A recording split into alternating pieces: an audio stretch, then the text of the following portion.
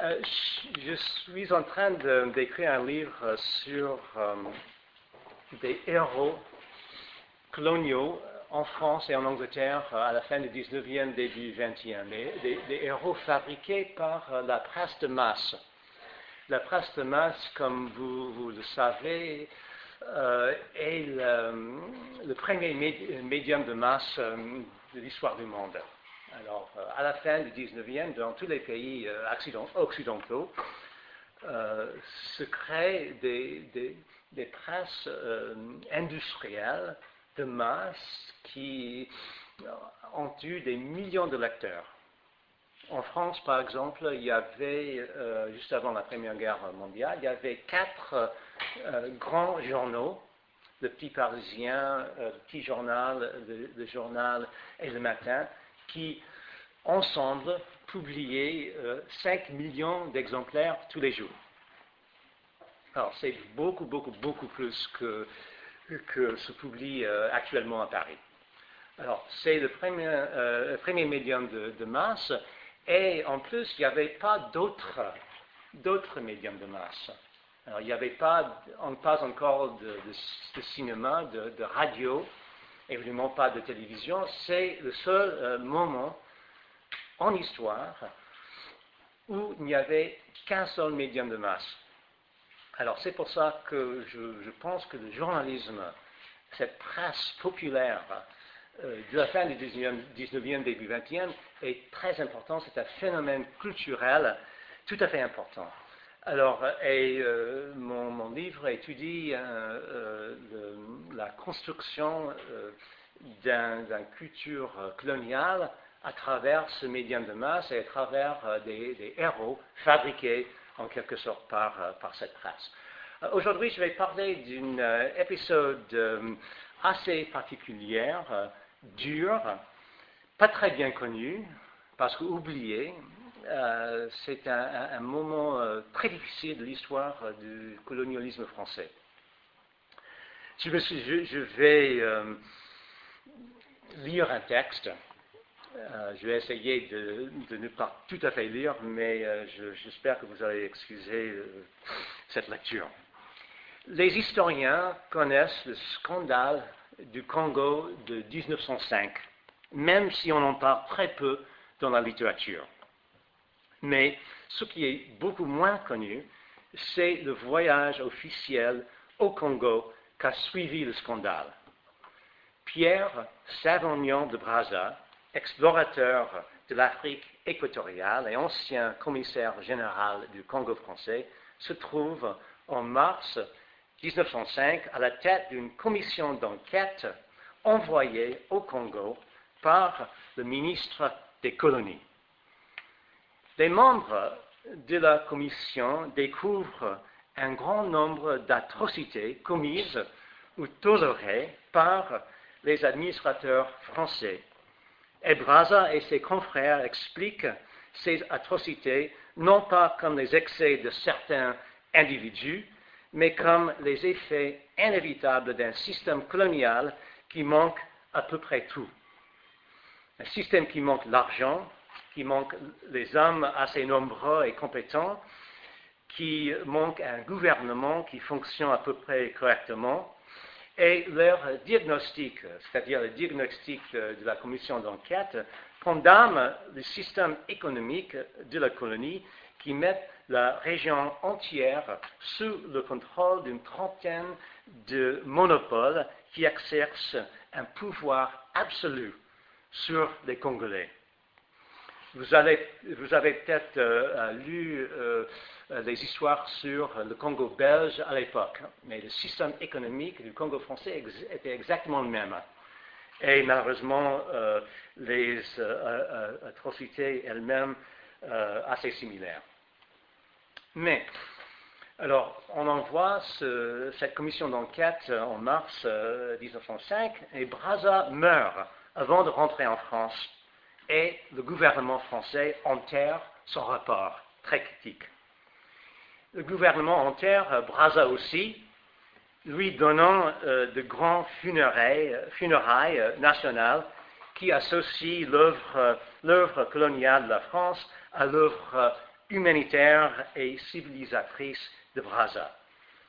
À la fin de l'année 1905, on voudrait oublier l'horreur du colonialisme français au Congo.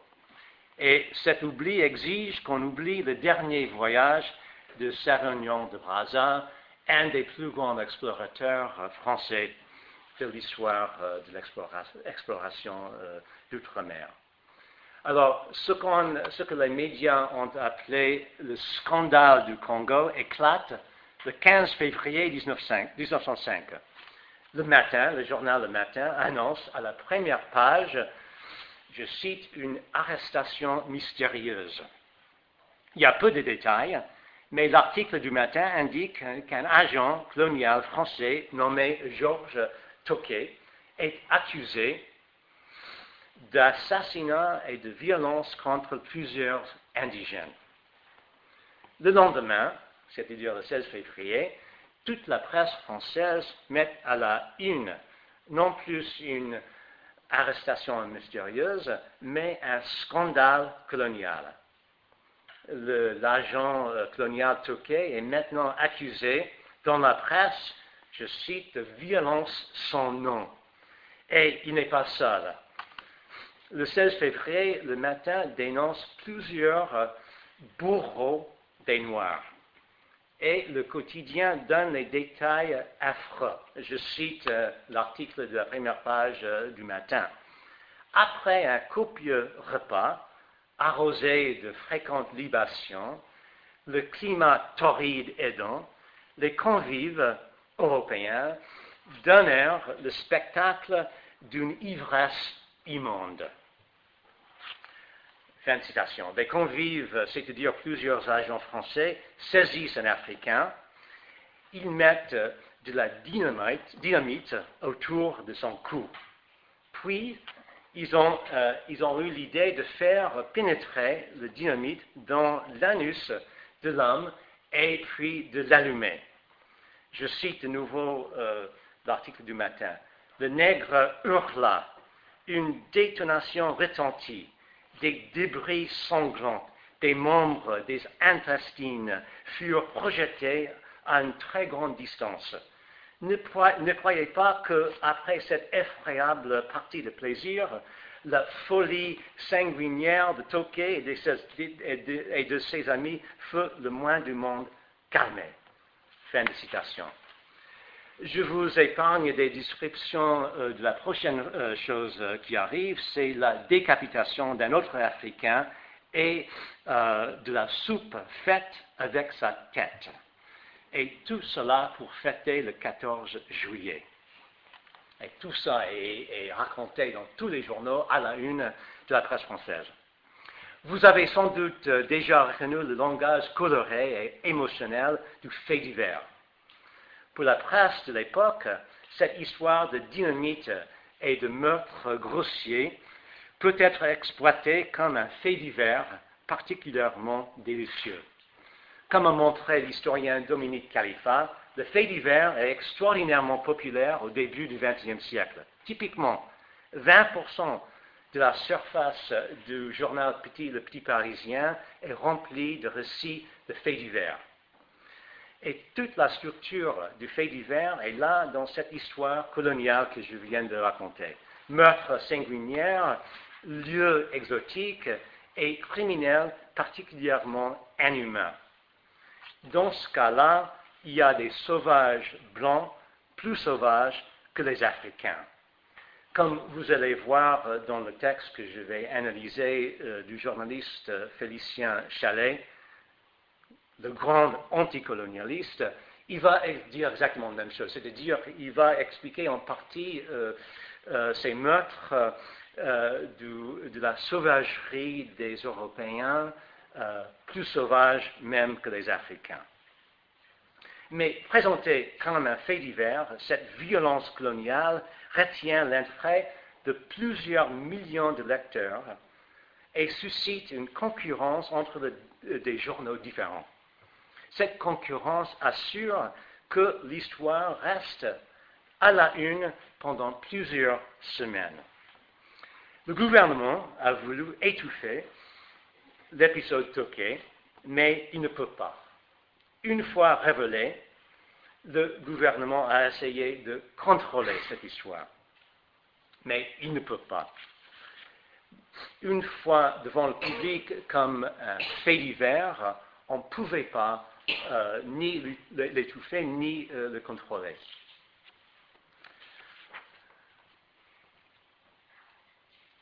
Dès que l'histoire de Tokay fut présentée comme un fait divers, elle a pris une vie indépendante, tout à fait impossible à contrôler.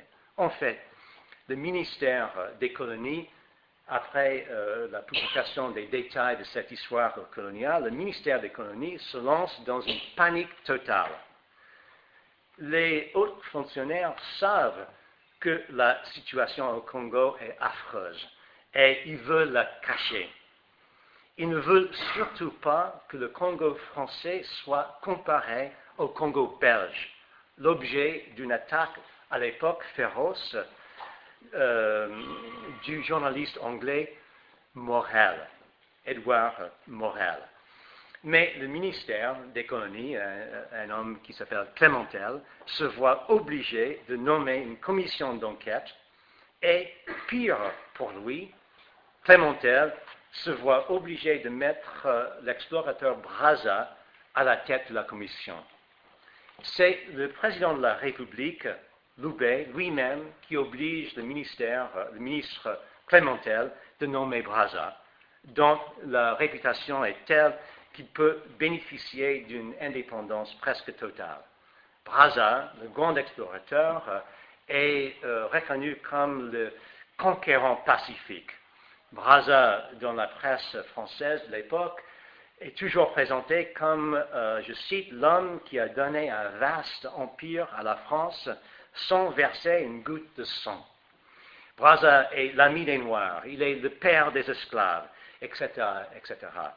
Avant d'accepter sa nomination, Brazza obtient le droit de choisir lui-même tous les membres de la commission d'enquête.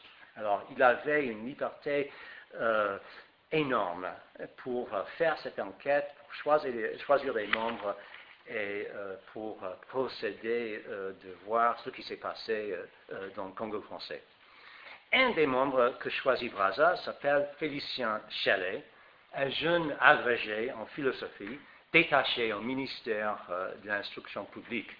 Chalais est également un journaliste doué et le journal Le Temps l'embauche comme envoyé spécial. En cette capacité, Chalais couvre le voyage de Brazza, envoyant des dépêches au Temps où elles sont publiées toutes à la première page, 3 à 4 semaines après qu'ils soient rédigés, et c'était très vite pour les lettres écrites en Afrique centrale à l'époque. C'est donc pas Brazza qui raconte l'histoire de son voyage. En fait, Brazza meurt à Dakar en septembre 1905, avant de rentrer en France. Brazza est ravagé par de dysenterie et affaibli par le malaria contracté 30 ans plus tôt lors de son premier voyage en Afrique. Il faut remarquer que Brazza n'a jamais raconté lui-même l'histoire de ses voyages d'exploration. Le livre Au cœur de l'Afrique, publié sous le nom de Brazza, a été en fait écrit par 2 de ses collaborateurs. Alors, il a choisi l'auteur de son récit qu'il n'a pas voulu écrire lui-même. En 1905, c'est Félicien Chalais donc, qui écrit l'histoire du dernier voyage de Brazza. Comme membre de la commission d'enquête et correspondant du Temps, Chalais a donc un double rôle, enquêteur et journaliste. L'un officiel, membre de la commission d'enquête, l'autre privé, envoyé spécial du journal Le Temps. Chalais est un des premiers journalistes français dont l'enquête à l'étranger a des implications politiques en France profondes. En ce qui concerne les missions d'exploration en général, la couverture journalistique, en quelque sorte en direct, à l'époque, est très rare. La plus connue couverture journalistique des voyages d'exploration, c'est bien sûr celle de Henry Morton Stanley. Et le premier voyage de Stanley, c'était le voyage très connu à la recherche de Livingstone. Son premier voyage a été au début un travail, le voyage de Stanley, purement journalistique. Stanley a été à l'époque, c'est 1871, il est à l'époque journaliste au New York Herald et l'éditeur du New York Herald a donné à Stanley la tâche d'interviewer Livingstone dès son arrivée à la côte est d'Afrique. Le directeur de ce journal, James Gordon Bennett, basé à Paris, n'a jamais voulu que Stanley aille au cœur de l'Afrique à la recherche du fameux explorateur écossais. D'après des rapports du représentant anglais à Zanzibar, Livingstone a été attendu à la côte d'Afrique au début de 1870. Et c'est Stanley lui-même, et sans la permission de son éditeur, Bennett, c'est Stanley lui-même qui a conçu l'idée d'organiser un voyage d'exploration du Zanzibar jusqu'au lac Tanganyika, où l'on croyait pouvoir trouver Livingstone. Du point de vue de Stanley, même s'il ne peut pas trouver le célèbre explorateur, son propre voyage serait un coup journalistique extraordinaire. Donc, Stanley a l'idée de couvrir son propre voyage et d'envoyer ses dépêches à Londres, d'où elles peuvent être retransmises à l'Europe et aux États-Unis par télégraphe. Et immédiatement, ces dépêches de Stanley ont été publiées dans les journaux anglais, américains, français, allemands, etc., etc. Alors, il fallait 6 mois pour les lettres de Stanley d'aller de l'Afrique à Londres, mais après d'avoir arrivé à Londres, par télégraphe, ça part très vite, immédiatement, partout dans le monde où il y a le télégraphe. En ce qui concerne les Français, de ma connaissance, la première couverture d'un voyage d'exploration en Afrique, c'est-à-dire couverture journalistique en quelque sorte en direct, est celle de Charles Castellani auprès d'une mission Marchand en 1896.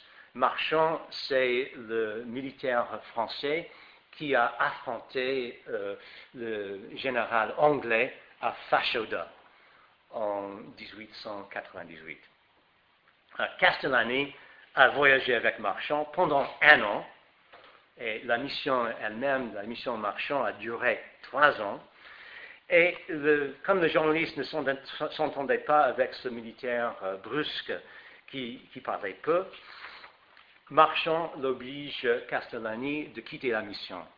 Mais il a quand même écrit des articles et a couvert le voyage pendant 1 an. Et les articles de Castellani ont été publiés dans l'Illustration entre janvier et mai 1898. Donc juste avant l'arrivée de Marchand à Fashoda en juillet 1898.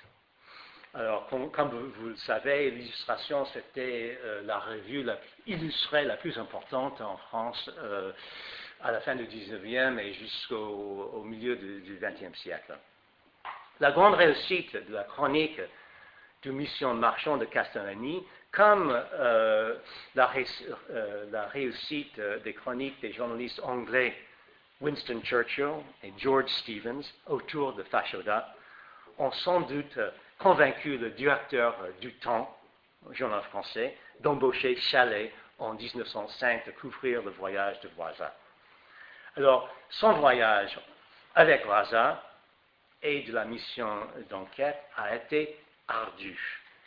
Il fallait traverser très vite un énorme territoire. Parce que pour essayer de restreindre le nombre de révélations, le ministre des colonies a limité le voyage à 6 mois. Et quant au voyage lui-même, malheureusement, je n'ai pas de carte, mais la géographie de l'Afrique centrale est assez compliqué et pas très bien connu par les Européens et les Américains. Mais il y avait plusieurs étapes de ce voyage. La première était une traversée de 24 jours entre Marseille et Libreville, chef-lieu du Gabon. De là, une excursion par bateau du Cap Lopez à Matadi, petite ville du Congo belge, au bord du fleuve Congo. Matadi est située juste avant la série de cataractes qu'on ne peut pas naviguer en bateau.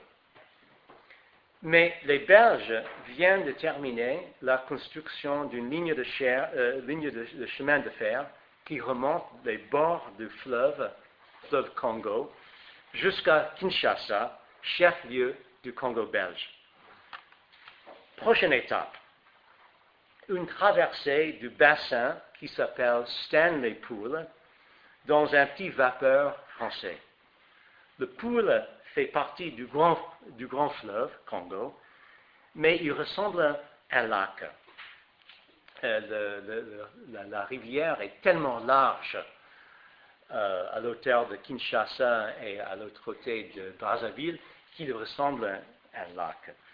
Le vapeur dépose les membres de la commission Brazza à Brazzaville, chef-lieu du Congo français. Après un séjour de 2 semaines, les membres de la commission prennent un autre vapeur pour remonter le Congo jusqu'à la jonction du Congo et de l'Ubangi, un autre fleuve en Afrique centrale. Ils suivent l'Ubangi en allant vers le nord.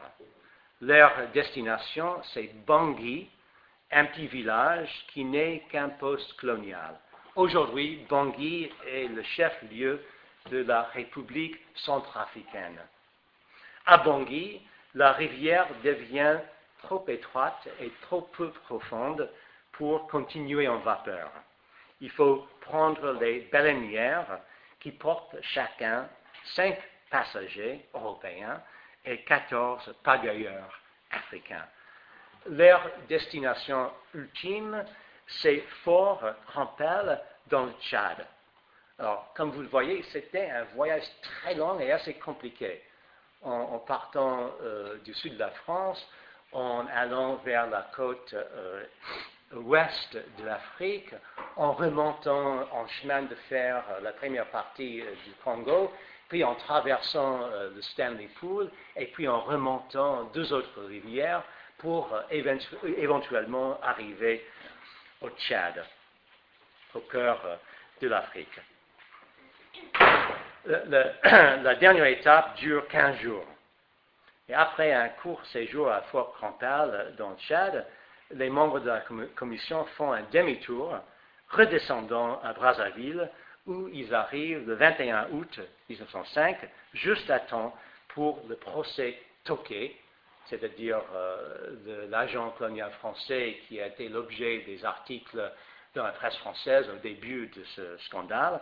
Alors, Chalet, notre journaliste, arrive à Brazzaville juste au début de ce procès, qui dure 6 jours, et Chalet couvre en journaliste ce procès important. Brazza meurt le 16 septembre à Dakar et la commission d'enquête rentre en France au début d'octobre. Alors, c'est un voyage qui dure donc 6 mois. Même si le récit de Chalet devait porter sur l'enquête de Brazza et la vérité sur les atrocités qui auraient été commises au Congo, ces dépêches sont pleines de choses tout à fait typiques des récits de voyage outre-mer à l'époque. D'une certaine manière, Chalet voit l'Afrique à travers l'optique déjà composée par Stanley et d'autres. Chalet nous dit, et je cite, « Assis devant ma tente, sur l'une des places du village, je lis l'ouvrage de Stanley, à travers les ténèbres d'Afrique. » Alors, il est en voyage en Afrique en lisant le livre de Stanley, écrit pas exactement sur le même lieu, mais pas si loin d'où il était.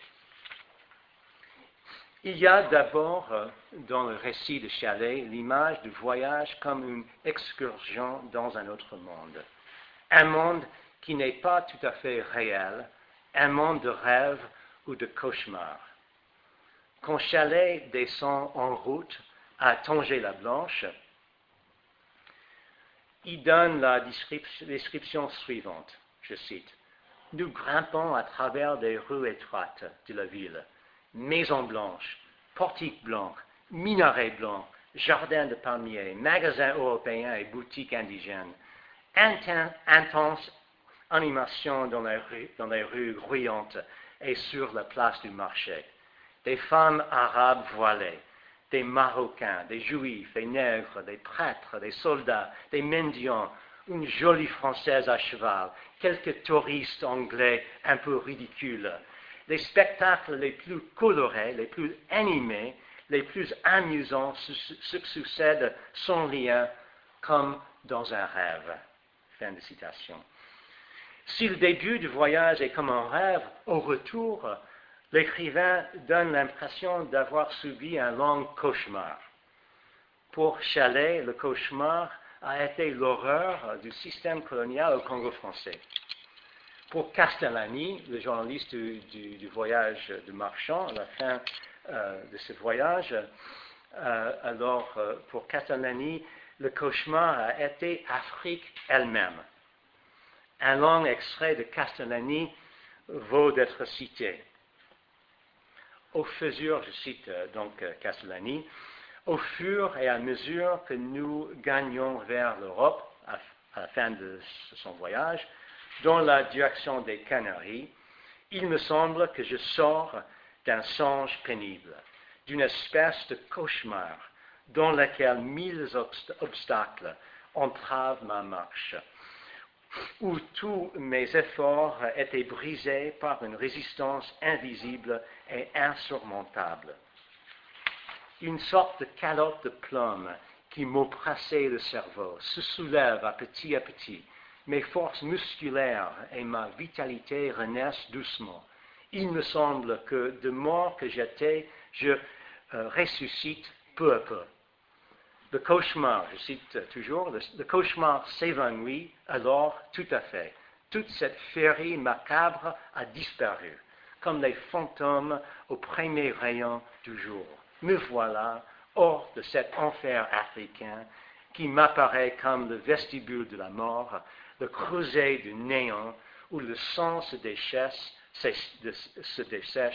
les cervelles se fondent, les os s'exfolient, où il semble qu'on assiste à sa propre vivisection. Tout cela est sinistre, lugubre, et j'éprouve la joie d'un homme qui s'éveille en disant « Ah, Dieu merci, ce n'était qu'un rêve ». Fin de citation. Castellani écrit cela avant Au cœur des ténèbres de Joseph Conrad, publié en 1902. Alors, c'est le discours sur l'Afrique à l'époque. Et on peut trouver les mêmes images de rêves et de cauchemars dans les ouvrages de Stanley et d'autres explorateurs anglais, surtout anglais. Allié à ce thème de rêve et de cauchemar, il y a l'idée du voyage non seulement dans l'espace, mais dans le temps. L'on voit cette idée, bien sûr, chez Conrad, mais chez Chalais aussi. Je cite de nouveau Chalais. À voir se succéder ces horizons d'eau sans limite et se prolonger sans fin l'infranchissable muraille de forêt, on peut se croire transporté en de paysages intérieurs à l'humanité, à l'animalité elle-même. C'est comme si Chalais observe les débuts de l'évolution darwinienne elle-même. Je cite de nouveau. En un certain sens, nous retrouvons à l'autre extrémité de la Terre l'aspect de nos siècles disparus. Si la Chine et l'Inde nous font revivre les temps homériques ou les temps bibliques sur les bords du Congo, nous revivons les âges intérieurs même à la préhistoire. Fin de citation. Un autre thème typique du récit de Chalais, c'est bien sûr les femmes et la sexualité dite tropicale et exotique. Au début de son deuxième article, écrit le 29 avril 1905, Chalais parle des petites épouses gabonaises, c'est-à-dire les femmes indigènes qui sont les concubines des Européens vivant dans la colonie. Chalais paraît approuver l'idée de prendre les femmes tempéraires, citant un livre d'un docteur Barrault, le livre intitulé « Le guide pratique de l'Européen dans l'Afrique occidentale ». Et dans ce livre, le bon docteur écrit, je cite, « Pour ceux qui n'ont pas la force morale nécessaire pour supporter 2 ans de continence absolue, il n'y a qu'une seule ligne de conduite possible, c'est l'union temporaire avec une femme indigène bien choisie. » Fin de citation. Chalais ajoute que cette pratique, je cite, ne cause aucun tort à sa petite épouse tempéraire.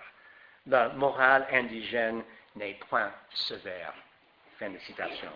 Mais grâce au travail récent des historiens, et surtout d'un historien américain qui s'appelle Owen White, on sait que cela n'est pas vrai.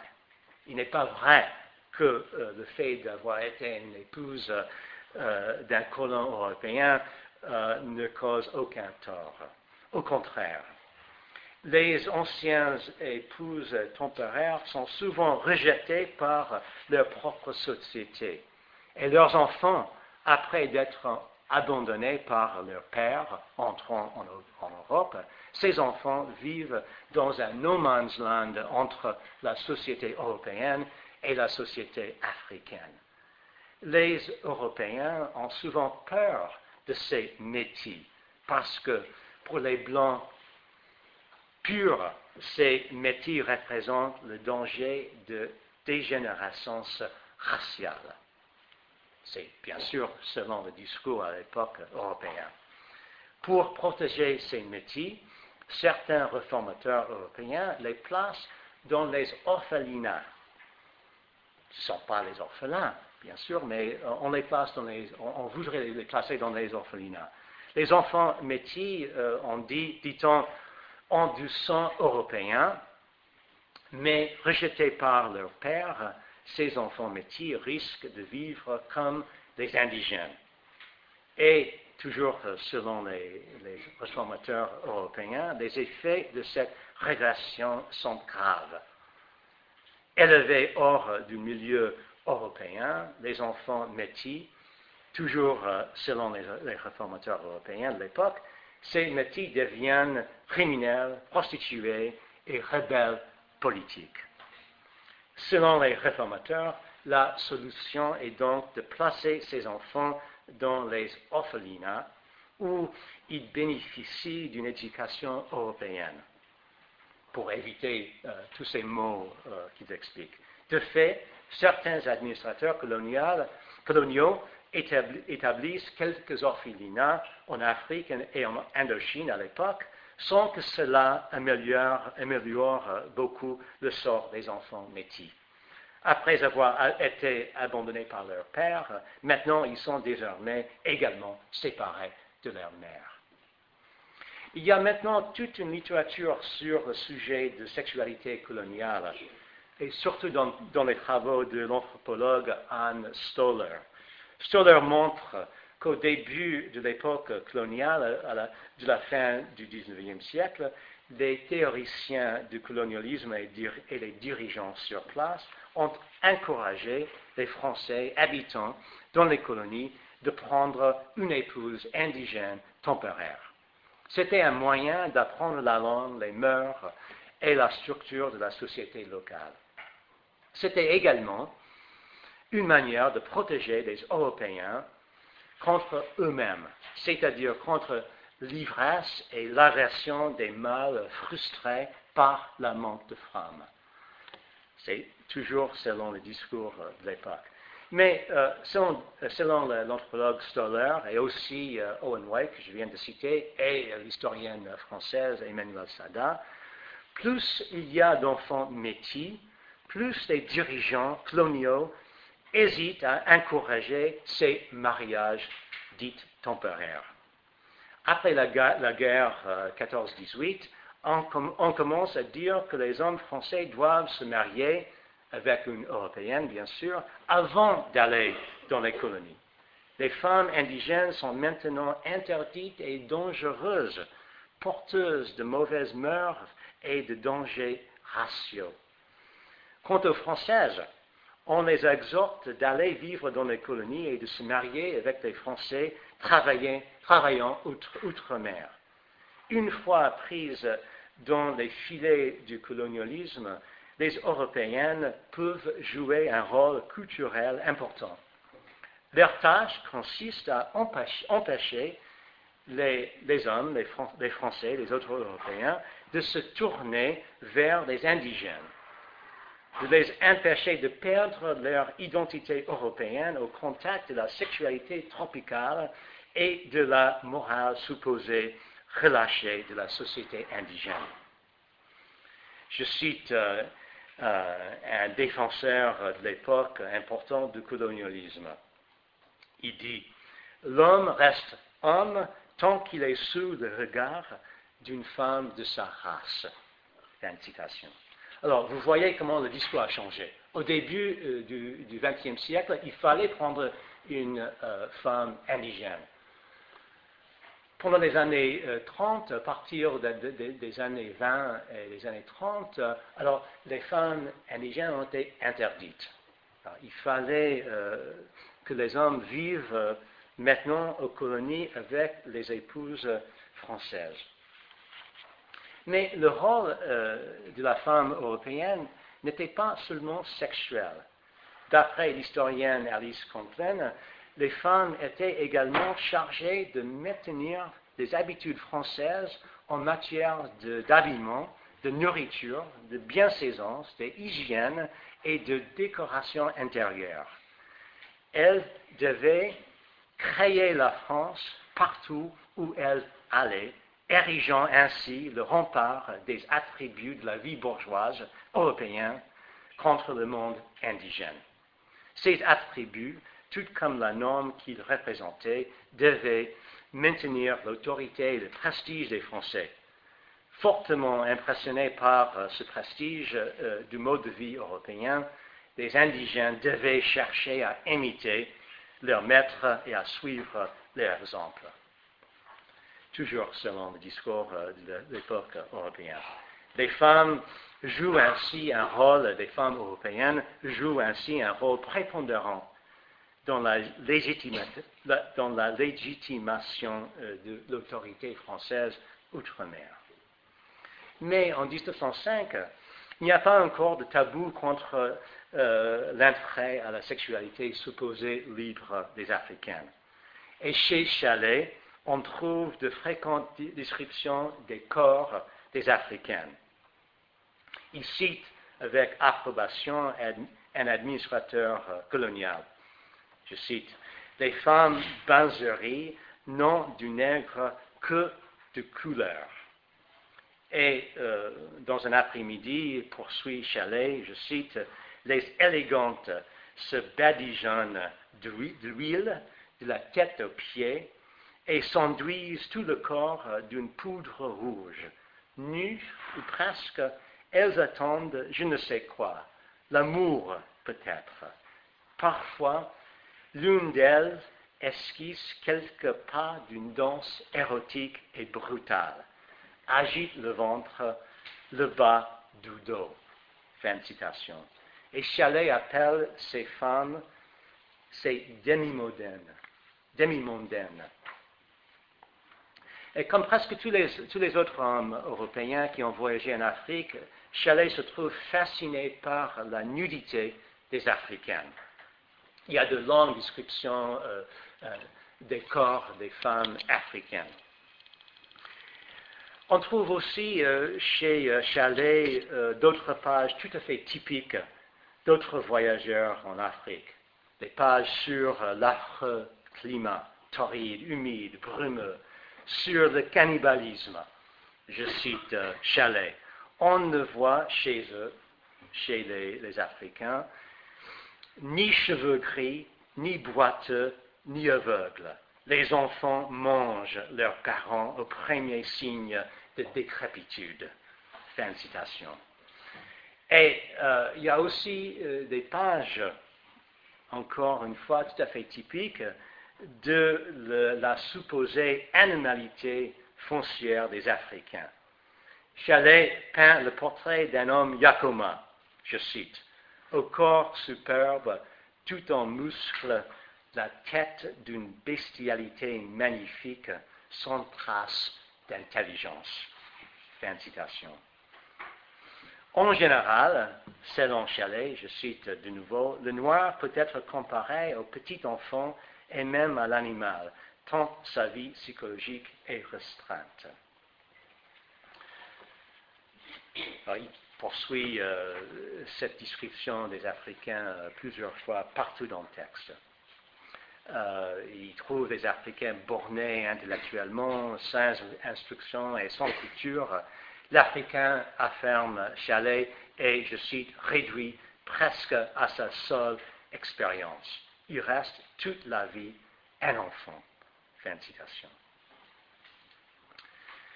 Bon, alors, il termine cette partie de son récit en disant, en montrant son côté, pour l'époque, libéral et progressiste. Parce qu'il dit, et je cite, après toutes les descriptions racistes, il dit, mais cet état des Africains n'est pas une raison pour les mépriser ou les maltraiter.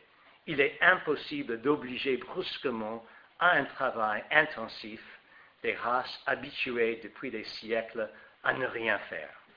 Il serait absurde de prétendre imposer immédiatement à des sauvages les mêmes charges sociales qu'à des civilisés.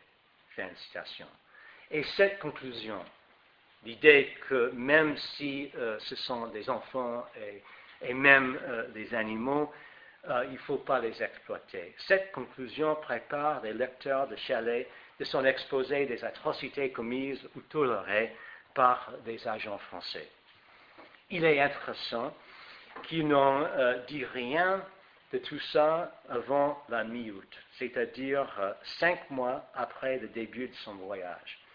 C'est comme s'il savait que les lecteurs du journal Le Temps, un journal tout à fait pro-colonial, n'avaient pas envie de découvrir la vérité du régime colonial du Congo.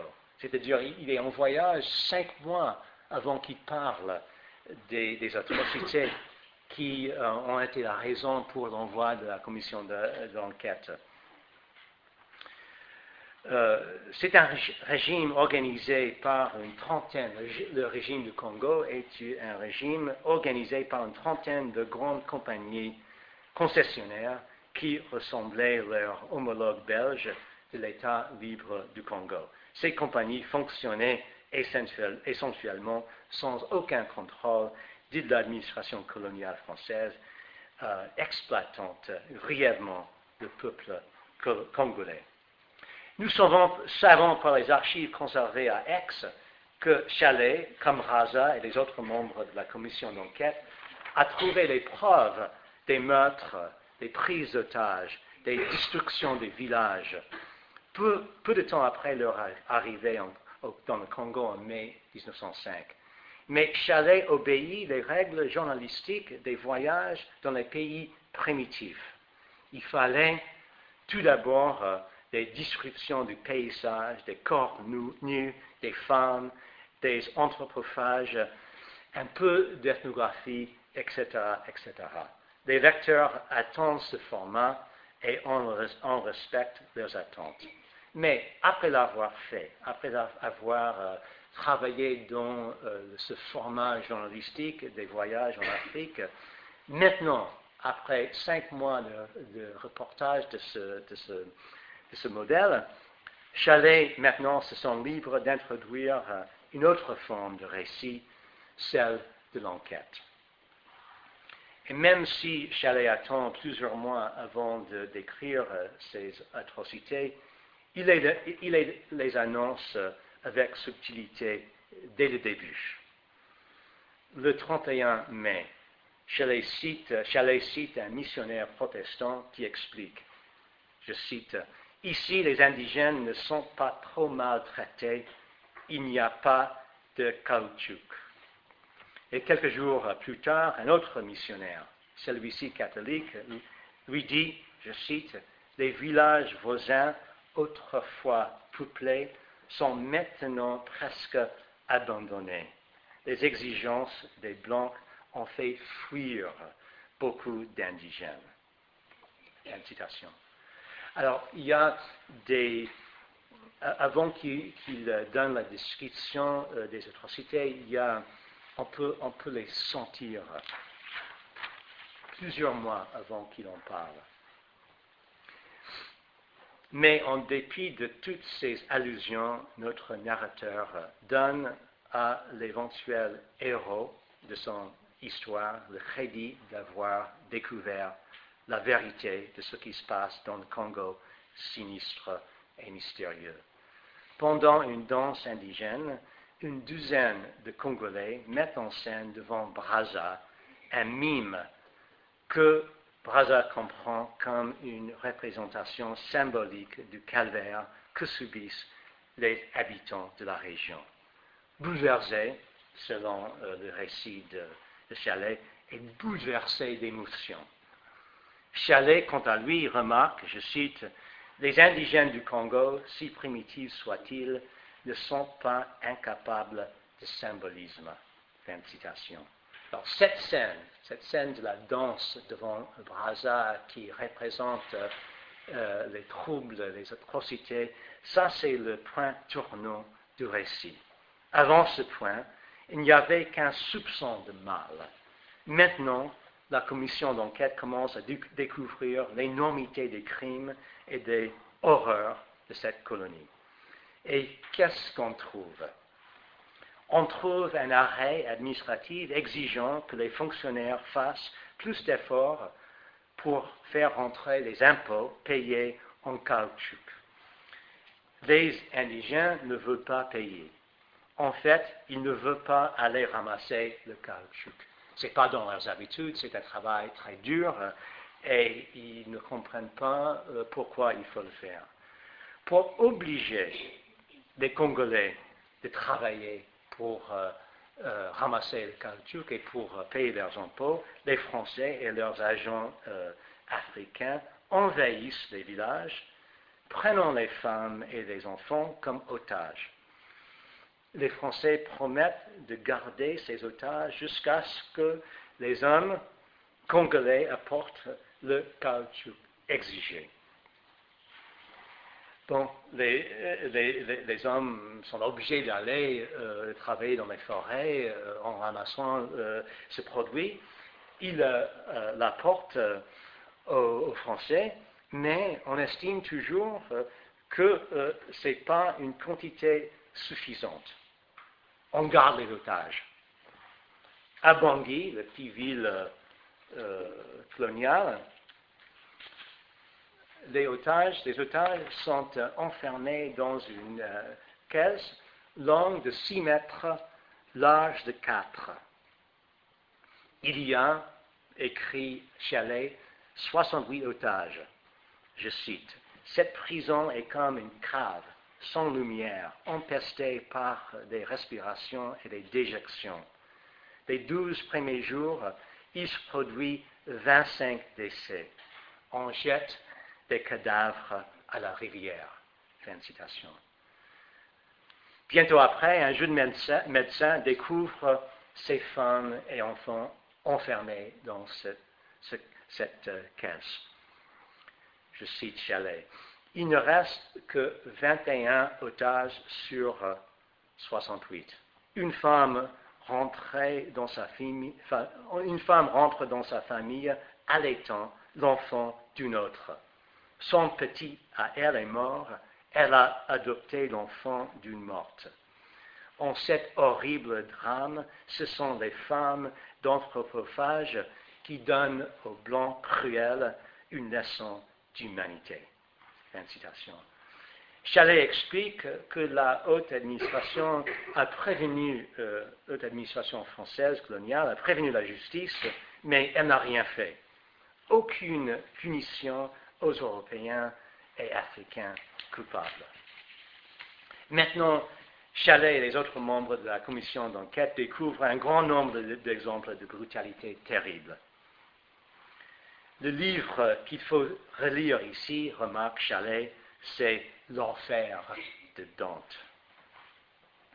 La commission comprend, pendant leur descente vers Brazzaville, l'explication de ces atrocités. Il n'y a pas assez d'argent pour gouverner la colonie. Il n'y a pas assez d'hommes pour l'administrer raisonnablement. Ces administrateurs sont trop ambitieux pour un pays et des peuples si primitifs et sauvages. Ils veulent développer ce pays beaucoup trop vite et de l'exploiter économiquement sans penser aux conséquences pour les indigènes. Ce sont les conclusions faites par Chalet. Pire, les moyens de transport sont si peu développés que les sociétés concessionnaires, ces grands monopoles, ont du mal à tourner un profit. Il n'y a pas de chemin de fer français, il n'y a pas assez de vapeur, et seuls le Congo et l'Ubangi sont navigables par ces bateaux. Il n'y a pas de route où peuvent passer les automobiles. Les chevaux et les bêtes de somme ne peuvent pas supporter le climat ni les insectes. Tout doit être porté par des êtres humains. Et ces êtres ne veulent pas, évidemment, le faire. Les sociétés concessionnaires n'ont pas les moyens ni l'idée de bien payer ce portage. Et en fait, ils ne veulent pas le payer du tout. Donc, ils forcent les hommes de devenir porteurs comme seul moyen de libérer leurs femmes et enfants pris en otage. Alors, ce que Chalet révèle, c'est tout un système corrompu, pourri, un système qui doit, par sa nature même, exploiter les Congolais. Et ce n'est pas que les compagnies concessionnaires qui travaillent de cette manière, mais c'est aussi l'administration coloniale française. Elle a aussi besoin de transporter ses matériaux et équipements. Donc, l'administration force des gens, en prenant leurs femmes et enfants comme otages, à travailler comme porteurs.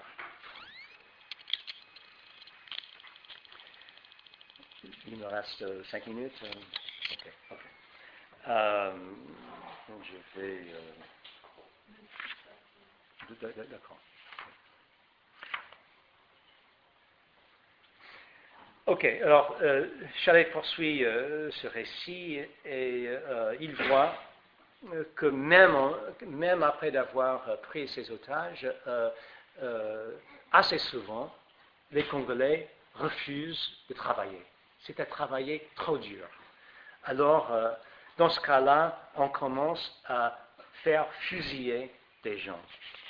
Pendant son procès à Brazzaville en août 1905, Tokay explique que la première fois qu'il tue un indigène, il rend compte de cette affaire dans une lettre à son supérieur hiérarchique. Celui-ci répond qu'il a bien fait, mais qu'il ne faut pas en parler. Chalet écrit, je cite, « Les mots à fusiller reviennent souvent sur le registre de Tokay. Ce petit administrateur civil délivre plus d'ordres d'exécution que le chef d'une grande armée en guerre. » Donc, là, au milieu de son reportage, Chalet couvre le procès qui a commencé cette affaire, ce scandale du Congo. Et il découvre pendant ce procès les preuves de ce qui a été annoncé dans tous les journaux français. Mais Chalet s'étonne que Tokay n'a pas essayé à se défendre. Il admet toutes ces atrocités, mais il n'a pas dit qu'il a agi sous les ordres de ses supérieurs. Il n'a pas essayé de pousser la responsabilité à un niveau plus haut. Il se limite à décrire froidement les razzias dans les villages, des otages, des femmes et des enfants qui meurent. Chalais croit que Tokay a promis de garder son silence contre un acquittement. Mais il y avait une telle pression venant de Paris que Tokay a été trahi. Alors, il y avait sûrement des promesses d'un acquittement en échange de ne pas impliquer les supérieurs. Mais Paris, le ministère de la Justice à Paris a exigé un résultat de coupable. Parce qu'il fallait que Tokay soit coupable pour ne pas culpabiliser le système lui-même. Pour Chalais, la faute est donc dans le système colonial tout entier, même si la faute est aussi dans la barbarie, comme il l'appelle, africaine. Je cite, « Nulle part l'humanité autochtone n'est plus primitive, plus barbare, plus paresseuse, plus affamée. Au contact de la brutalité instinctive des Noirs, la brutalité atavique des Blancs se réveille. » Mais il ajoute, « La civilisation apportée d'Europe aux indigènes les opprime, les écrase, les chasse, les tue. » Chalais soutient toujours l'idée de la mission civilisatrice, mais il commence, après cette expérience, à avoir des doutes. Et après la Grande Guerre, après la guerre de 14-18, Chalais va devenir un des rares écrivains farouchement anticolonialistes. Pendant l'entre-les-deux-guerres, Chalais ne croit plus à la France civilisatrice, alors que la plupart, même les socialistes, y croient toujours. Pendant les années 30, Chalais devient extrémiste politique, parce que seuls les extrémistes sont à l'époque contre toute colonisation. Chalais devient également pacifiste, si pacifiste qu'il est contre toute guerre, même après l'invasion allemande de la France. Et il finit par être collaborateur pendant le régime de Vichy, comme un certain nombre de communistes et d'hommes très à gauche pendant les années 30. Mais en 1905, Chalais part toujours de la mission civilisatrice. Et pour lui, comme pour beaucoup de Français à l'époque, c'est Brazza qui l'incarne. Si le système colonial du Congo signifie pour Chalais, je cite, portage et pillage, coups de chicotte et coups de fusil, Brazza représente le bon côté de la France coloniale. En 1905, Chalais croit toujours à la mission civilisatrice.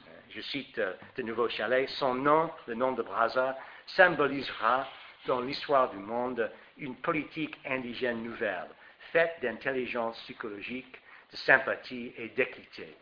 La seule méthode coloniale qui puisse convenir à une démocratie comme la nôtre, civilisatrice et libératrice. Fin de citation. Cette croyance à un idéal français de colonisation qui coexiste avec une pratique souvent très en dessous de cet idéal, c'est à peu près la position de Jaurès et de tous les dirigeants socialistes de l'époque.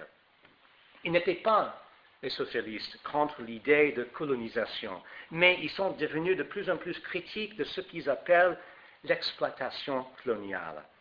En septembre et octobre 1905, l'Humanité, le journal du Parti socialiste, à l'époque, publie tous les jours à la première page des reportages très sévères contre le système colonial du Congo français.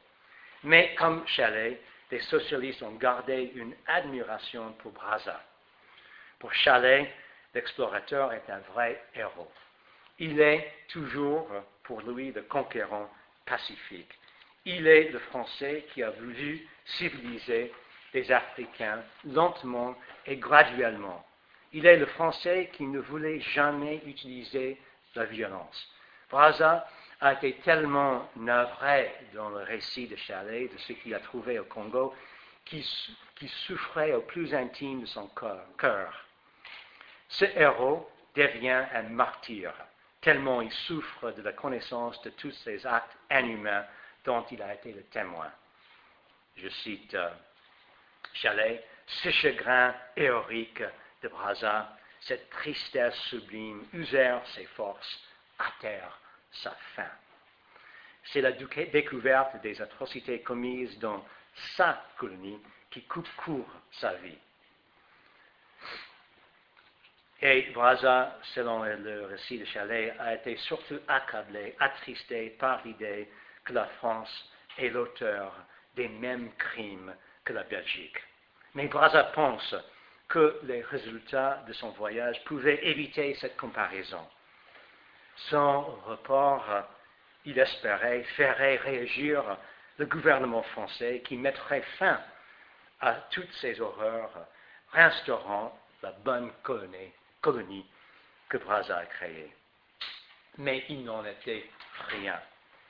Le gouvernement français a enterré le rapport de Brazza en utilisant son image d'héros et d'ami noir pour prétendre que Brazza, mort pour la France, a réussi à identifier des individus coupables des crimes. En condamnant ces individus, Brazza, selon le gouvernement, a nettoyé ce Congo qui n'a jamais souffert de problèmes structurels, mais seulement de quelques méchants individus. Grâce à Brazza,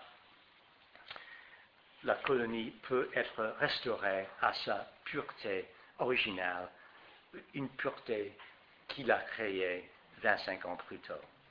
La plupart des Français n'ont pas voulu croire que leur pays puisse faire ce qu'a fait le Congo léopoldien. En dépit des articles de Chalais, de l'Humanité et des interpellations des députés importants comme Joseph Caillaux, le scandale du Congo français s'efface. On oublie le Congo à la fin de 1905. Maintenant, il y a une nouvelle colonie à civiliser.